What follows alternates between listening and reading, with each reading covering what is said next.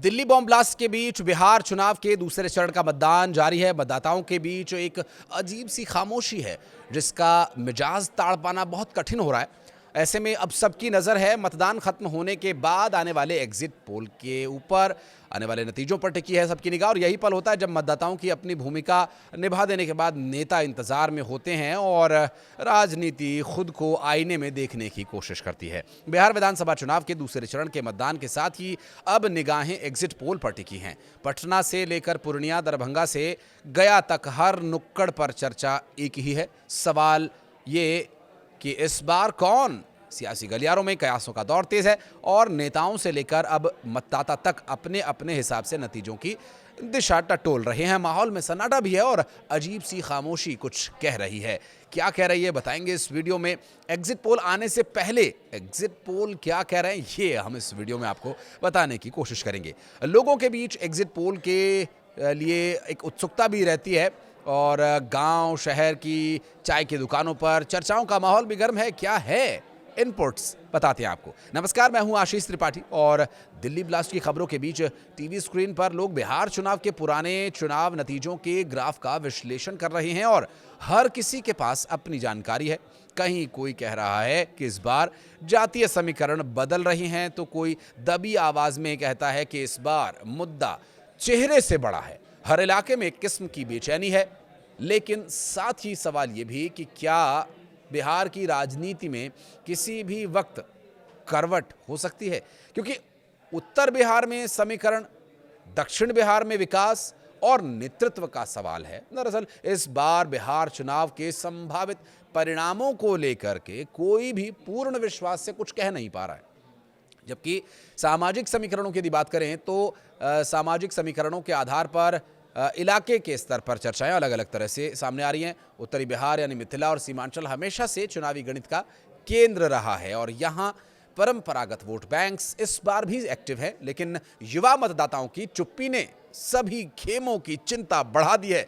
दरभंगा, मधुबनी, अररिया जैसे जिलों में मतदाताओं ने स्थानीय उम्मीदवारों से ज्यादा राज्य स्तर के मुद्दों को लेकर के वोट किया।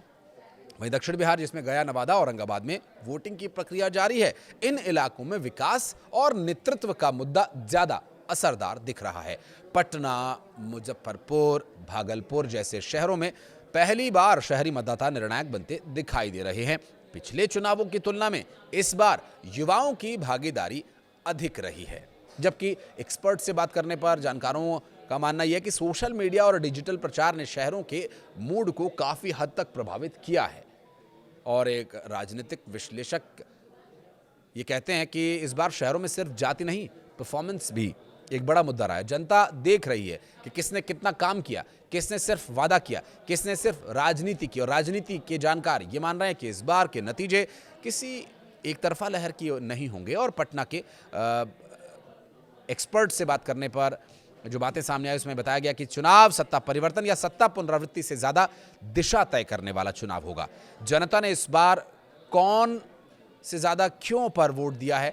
वहीं चुनाव विश्लेषकों से बात करने पर यह स्पष्ट हुआ कि बिहार का जो मतदाता है अब बहुत गणनात्मक हो गया है।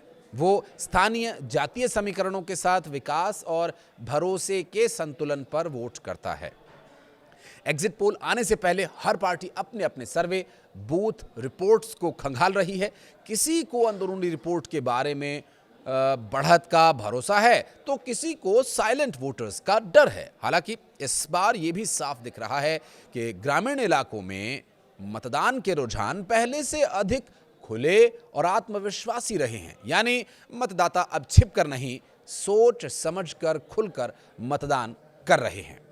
साल 2025 बिहार चुनाव, जिसमें एक बार फिर से यह साबित हो गया है कि यहां की राजनीति केवल नेताओं की नहीं है, मतदाताओं की भी यह है एक बड़ी परीक्षा। एग्जिट पोल आने से पहले जो सन्नाटा है वो सबसे ज्यादा अपनी कहानी बयां कर रहा है, क्योंकि इसमें उम्मीद भी है और एक डर भी, एक नई राजनीतिक पारी का संकेत भी है। एग्जिट पोल चाहे जो भी दिखाएं, बिहार के इस चुनाव की असली कहानी मतदाताओं के मिजाज ने पहले ही लिख दी है और जिसमें परंपरा, परिवर्तन दोनों ही आमने सामने खड़े हैं। आपको क्या लगता है, एग्जिट पोल आने से पहले और वोटिंग खत्म होने के बाद की जो स्थिति है वो क्या कहती है?